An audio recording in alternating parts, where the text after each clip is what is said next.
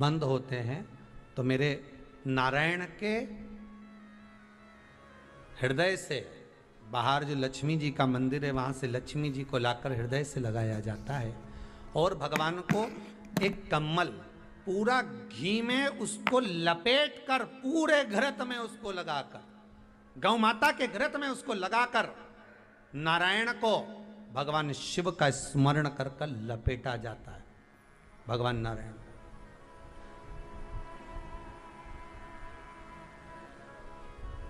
बद्रीनाथ बाबा के मंदिर में दिया घी से भर दिया जाता है, ताले लगा दिए जाते हैं, सब नीचे आ जाते हैं। जब अक्षय तृतीया के समय पर पट खोलते हैं बाबा का कम्मल घृत से जुड़ा हुआ वैसा कि वैसे ही घृत भरा हुआ, घृत में स्थिरता है, घर में घृत के अंदर लक्ष्मी का भाव आ जाता है।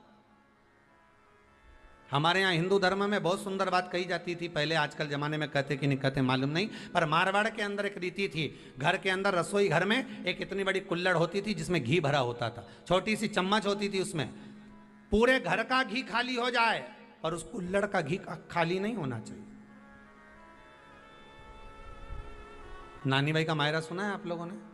अगर नानी भाई का मायरा सुना होगा तो नानी भाई के मायरे में नरसिंह मेहता जी की जो दादी के प्राण छूटे थे वो केवल इसी बात पे छूटे थे। अगर नानी भाई का मायरा सुना होगा तो आपको मालूम होगा, नानी भाई के मायरे में जब नरसिंह मेहता भोजन करने के लिए बैठे तो नरसिंह मेहता की भाभी दुरत गौरी ने कह दिया दादी के सामने, जब दादी बोली क्यों इसकी रोटी में घी नहीं लगा, तो कहा कुल्हड़ का घी समाप्त हो गया है, रसोई घर में जो बाटकी रखी थी उसका घी समाप्त हो गया। जय कुंवर भाई को चिंता लग गई, आंखों से अश्रु बहने लगे और जय कुंवर भाई नरसिंह मेहता की दादी प्राणों को छोड़ दी कि मेरे रसोई घर का घी समाप्त हो गया, मतलब ये घर अब बर्बाद होने में देरी नहीं लगेगी।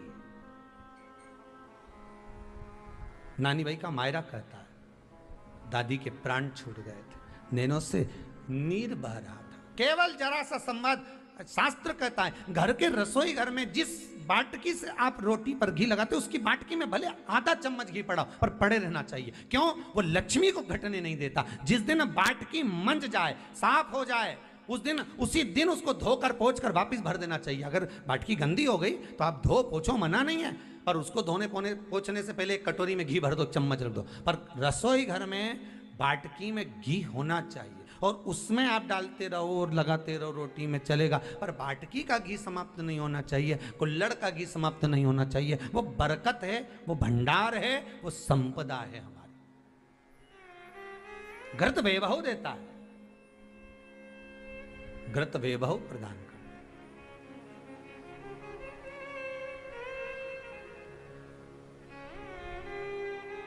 घृत वैभवता देता है। कितना सुंदर कहा है। शंकर भगवान के शिवलिंग पर घृत चढ़ाने के बाद आपने दही चढ़ाया शिव जी को, ठीक है, आपने दूध चढ़ाया, जल चढ़ाया, दही चढ़ाया, शहद चढ़ाया, शक्कर चढ़ाई, मिष्ठान चढ़ाया, जो भी आप शिव जी को चढ़ा रहे हो उसमें से केवल एक पदार्थ, एक वस्तु घी शंकर के शिवलिंग पर चढ़ाने के बाद में उसी शिवलिंग का घृत जहां शिवलिंग रखा हुआ है, शिवलिंग जहां रखा रहता है उस कटी पर उस घृत से हस्त फेर देना चाहिए अपनी मनोकामना कर कर।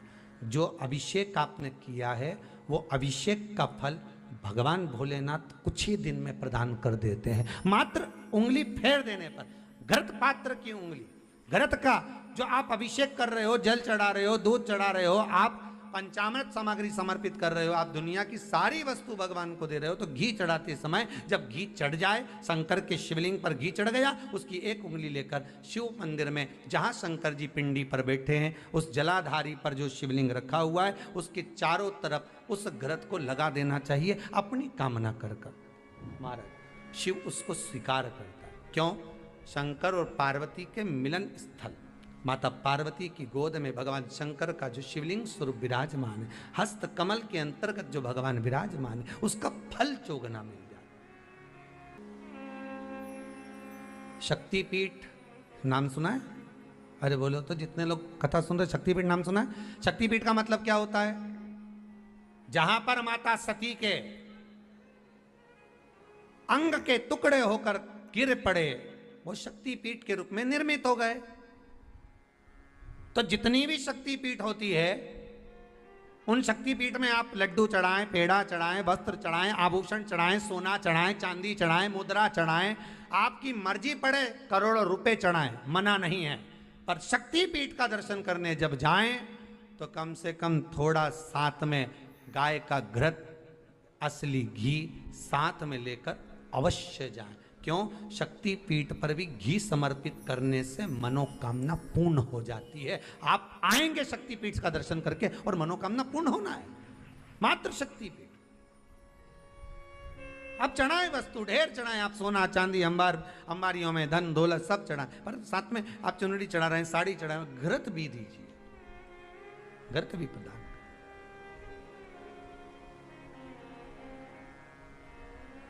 घृत का दान मूल है। धर्म पत्नी से संतान नहीं, औलाद नहीं, बड़े दुखी है, बड़े दुखी। अच्छा, संतान नहीं हो, किसी नारी की गोद अगर, स्त्री की गोद अगर खाली रह जाए तो भी दुख होता है उसको कि मेरे घर में औलाद नहीं, संतान नहीं। हम कई बार कहे, आज फिर कहते हैं, ये टेस्ट भी बाद में कराना, सारी जांचें बाद में कराना। एक बार शंकर का भजन कर कर देख लो। सब जगह से अगर हार जाओ और सारे रिपोर्ट आपकी आपने सब दूर दिखा ली, तो एक बार शंकर पर भरोसा कर कर तुमरुका जी का नाम लेकर सफेद आंकड़े की जड़ को शिव जी पे से रजस्वला धर्म के 7वें दिन 21 बार घुमा लो। नाम गोत्र बोलकर कमर में लाल धागे में बांध लो।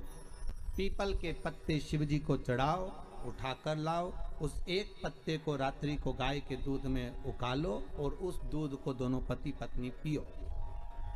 साथ रहिए, समय आएगा, बाबा चाहेगा तो 3 या 4 महीने में गर्भ ठहर ही जाएगा। सारे डॉक्टर को दिखा लिया अपनी जगह, टेस्ट भी करवा लिया अपनी जगह, पर एक बार प्रयोग, और वो विश्वास रखकर करना पड़ेगा। शंकर पर जो भी कार्य कर रहे हो आप, जो उपाय कर रहे हो आप, शिव का स्मरण कर, भगवान पर अगर विश्वास रखोगे, भरोसो दृढ़ इन चरणन करो, श्री वल्लभ नक चंद्र छटा बिन सब जगह माही अंधेरो। अगर भरोसा है तो शंकर है, और भरोसा नहीं तो शिव कहां से।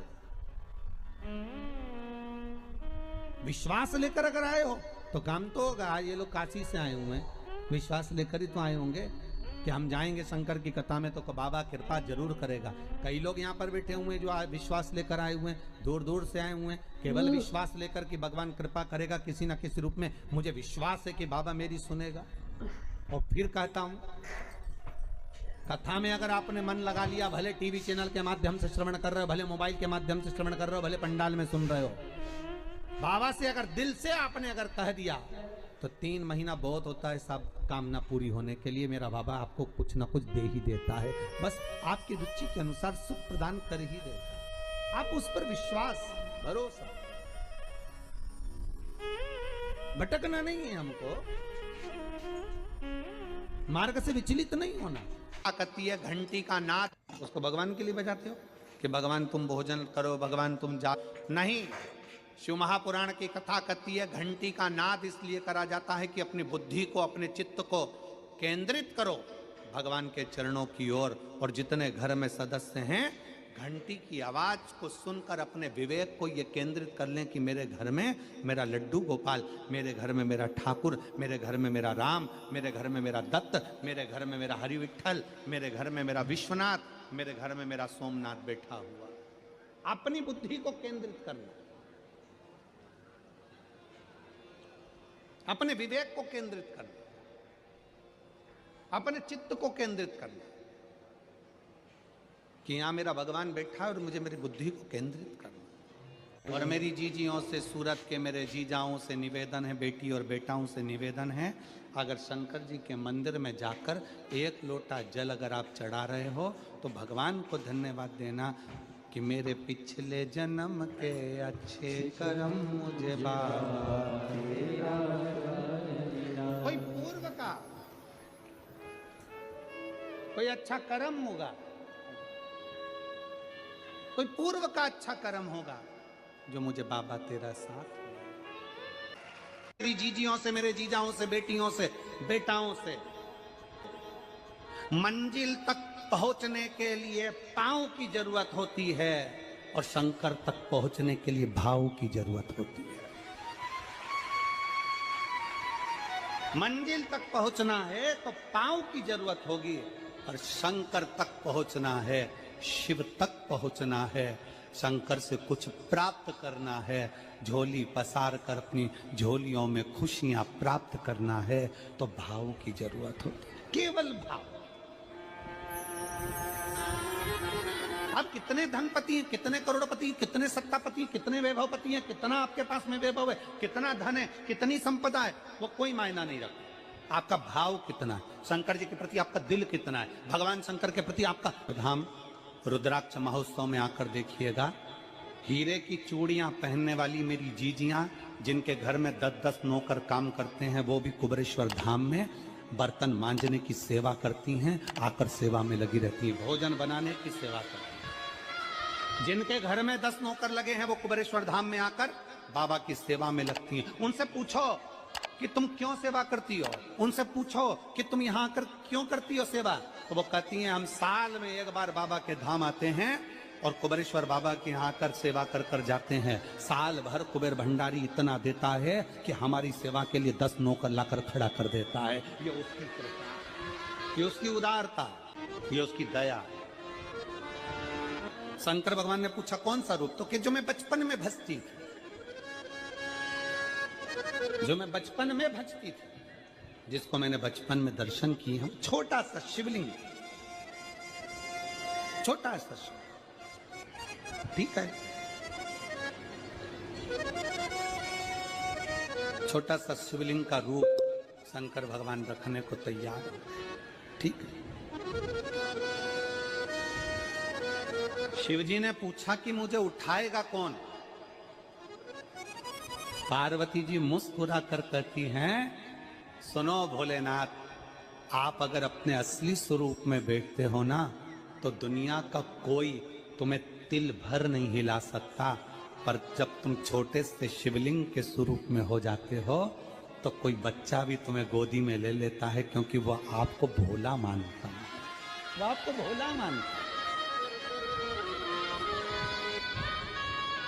वह आपको भोला समझता है, सरल सहज।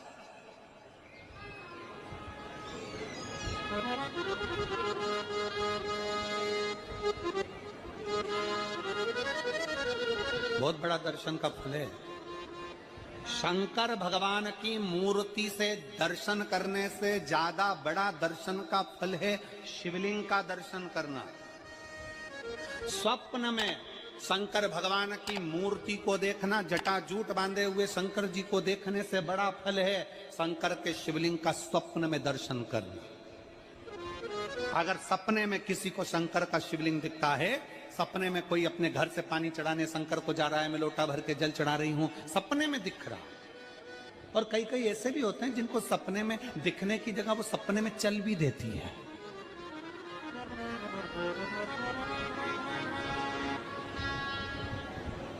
महाराष्ट्र में कथा थी तो वहां एक पत्र आया था, एक भाई ने लिखा था, मेरी पत्नी से मैं बहुत परेशान हो गया हूं, उसका नाम हमें स्मरण में नहीं है, सिरपुर की कथा में वो पत्र था।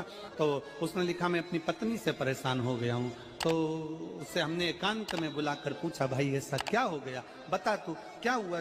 उसका फोन नंबर था, उसको फोन लगवाया, पूछा क्यों परेशान हो गया। उसने कहा मेरी पत्नी रात को चिल्लाती है, बोलबम का नारा है बाबा एक सहारा।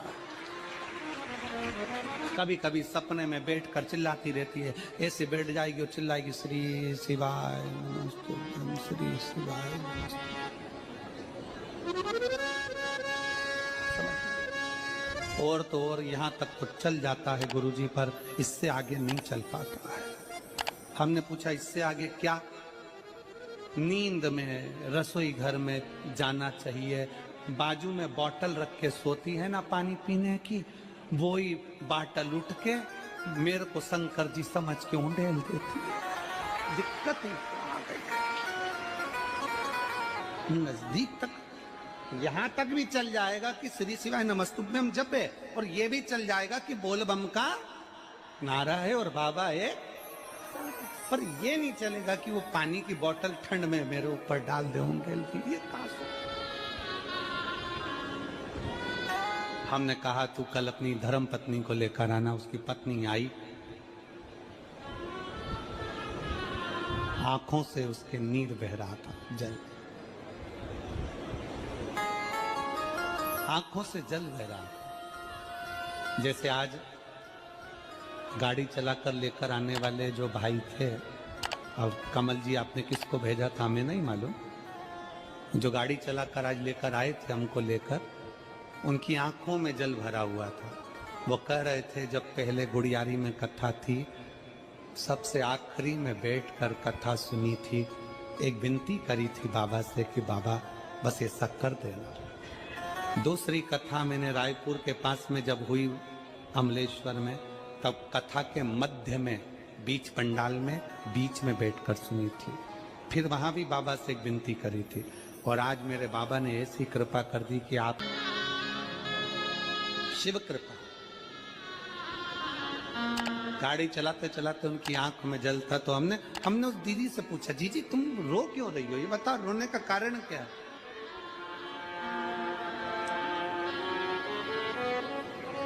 कहने लगी गुरुजी आपका इतनी नजदीक से दर्शन हो गया। हमने कहा जी एक बात सुन, आज बड़ी प्रसन्नता से कहते हैं कि किसी गुरु का दर्शन जब होता है तो आंखों से नीर बहता है।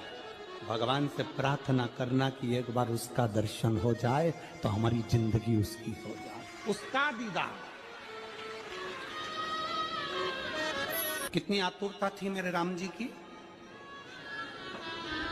राम जी ने शिवलिंग की स्थापना जब रामेश्वर में करी, उसके पहले राम जी ने हनुमान जी से कहा जाकर कैलाश पे से शिवलिंग लेकर आओ। रामचरितमानस का स्मरण करिएगा, जाओ कैलाश पर से शिवलिंग लेकर आओ, मुझे यहाँ पर पूजन करना है। राम जी ने हनुमान को शिवलिंग लेने भेज दिया। रामेश्वर धाम में राम जी इंतजार कर रहे थे, तभी हनुमान जी तो गए थे शिवलिंग लेने के लिए, और मां जानकी ने शिवलिंग का निर्माण कर दिया। राम जी ने शिवलिंग का निर्माण कर दिया, जानकी जी ने शिवलिंग का निर्माण कर दिया। मतलब शिव जी को प्राप्त करने के लिए क्षण की भी देरी नहीं करना चाहिए। तुरंत हनुमान जी शिवलिंग लेकर आए, हनुमान जी की आंख में जल। हनुमान जी बोले प्रभु, हनुमान जी बोले नाथ, मेरे को शिवलिंग लेने भेजा था और मैं शिवलिंग लेकर आया, उससे पहले आपने रामेश्वर धाम की स्थापना कर दी। अब मेरे शिवलिंग का क्या होगा जो मैं लेकर आया? राम जी मुस्कुराकर बोले, रे हनुमान, शंकर के शिवलिंग के पूजन में तो देरी करना ही नहीं चाहिए। जैसा बन जाए वैसा बना लो, जैसी पूजन हो जाए वैसी कर लो, जैसी आराधना हो जाए वैसी कर लो। तो मेरे शिवलिंग का क्या होगा? राम जी ने कहा चिंता मत करो हनुमान, इस शिवलिंग को मैं ले जाकर स्थापित करता हूँ। एक शिवलिंग हनुमान जी महाराज का स्थापित करा, एक शिवलिंग सीता जी के हाथ का राम जी ने स्थापित करा। जो सीता जी के हाथ का स्थापित करा वो रामेश्वर शिवलिंग हुआ, और जो हनुमान जी के हाथ का स्थापित किया वो हनुमतेश्वर शिवलिंग हुआ, जो आज भी रामेश्वर में विराजमान। भगवान राम जी ने कहा, सुनो हनुमान, जो रामेश्वर का दर्शन करने के लिए आएगा, रामेश्वर बाबा पर जल चढ़ाएगा, गंगोत्री से जल लेकर यहाँ पहुंचेगा, और गंगा जल जब वो रामेश्वर भगवान को चढ़ाएगा, रामेश्वर भगवान को चढ़ाया हुआ बड़े भाव से थोड़ा सा जल जब तक वो हनुमतेश्वर को नहीं चढ़ाएगा, तब तक उसके 12 ज्योतिर्लिंग की यात्रा पूर्ण नहीं होगी। हनुमतेश्वर ज्योतिर्लिंग पर भी शिवलिंग का रूप धारण करे शंकर जी विराजमान। भगवान के स्वरूप से बड़ा शिवलिंग, और जितना पूजन का मौका मिल जाए, कोई कह दे ना, हमसे कोई कह दे किसी के यहाँ जाओ और कोई कह दे कि गुरुजी हमारे घर के मंदिर का दर्शन करिए, सबसे बड़ी खुशी हमारे जीवन की। ऐसा लगता है अंदर फुलझड़ियां फूट गई। उसमें भगवान शंकर का दर्शन होगा, उसमें लाडले ठाकुर का दर्शन होगा, उसमें उनकी कुल देवी का दर्शन होगा, उसमें देवता का दर्शन होगा। परिवार से मिलेंगे बाद में, पहले मिलो अंदर विराजमान शिव से। कई बच्चे गले में रुद्राक्ष पहने रहते हैं ना, कई बच्चे, कई बेटियां, कई माताएं अपने गले में रुद्राक्ष पहनी रहती हैं। कई मेरे भाई अपने गले में रुद्राक्ष पहने रहते हैं। और बच्चे के गले में जब रुद्राक्ष का दर्शन होता है तो ऐसा लगता है कि शंकर इसके साथ कदम से कदम मिलाकर चल रहा है। पहले हम उस रुद्राक्ष को नमन करते हैं। जिसके गले में रुद्राक्ष होता है पहले हम उसको नमन करते हैं, क्योंकि उसके गले में शंकर स्वयं विराजमान है, शिव उसके साथ चल रहा है। में शंकर स्वयं विराजमान है, शिव उसके साथ चल रहा है।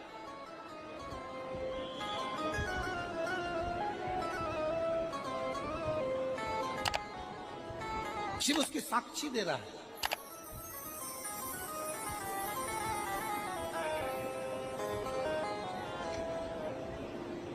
शंकर कृपा करने वाला दयालु दातार, उसकी उदारता, उसकी करुणा। एक पत्र है,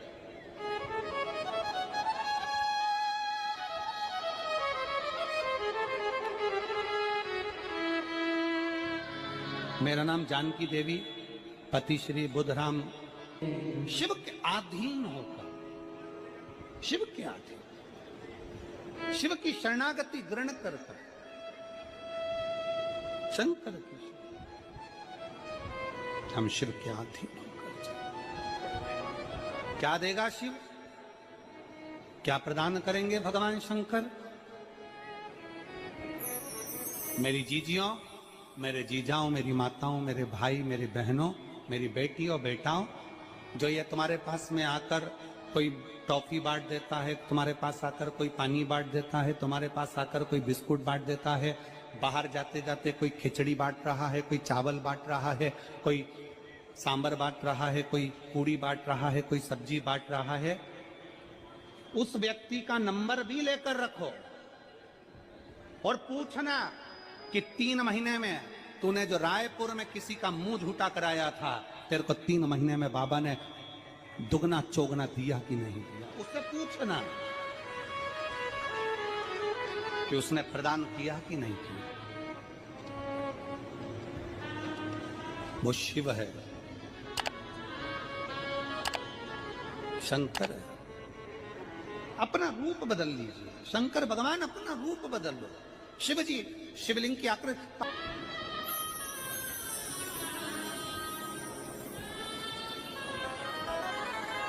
अपने बाप के घर, अपने पिता के घर,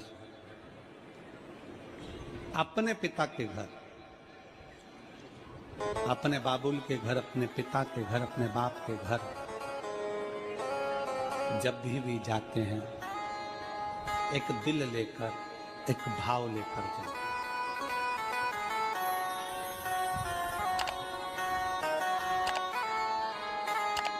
और ध्यान देना,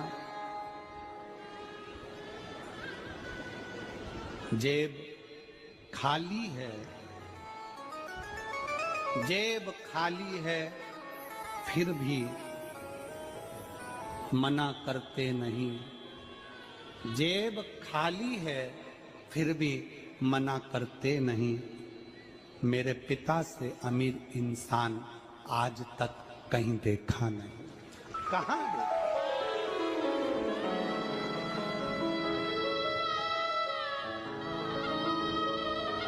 में पानी है, वो धीरे धीरे डॉक्टर बोल रहा है सूख जाएगा, अब डरने का विषय नहीं। शिव तत्व, कहीं समस्या खड़ी हो जाए, कहीं बहुत विकट समस्या है और कोई हल ना मिल रहा हो, तब जिस शिव मंदिर में आप आराधना करने जाते हो, पूजन करने जाते हो, अर्चना करने जाते हो, उस शिव मंदिर के पास में कहीं बेलपत्री का वृक्ष ढूंढो और उस बेलपत्री के वृक्ष के नीचे केवल आप जाकर एक मूंग का दाना या एक चावल, वहीं पर जो कंकर पड़ा हो उसी कंकर को शिव मानकर आप समर्पित कर लोटा भर के जल समर्पित कर दो। आपको ये नहीं कि माला पकड़ के बैठना, आपको ये नहीं कि मंत्र का जाप करना, आपको ये नहीं है कि आप कोई मंदिर में जाकर बैठ जाओ। आपने जल चढ़ा दिया,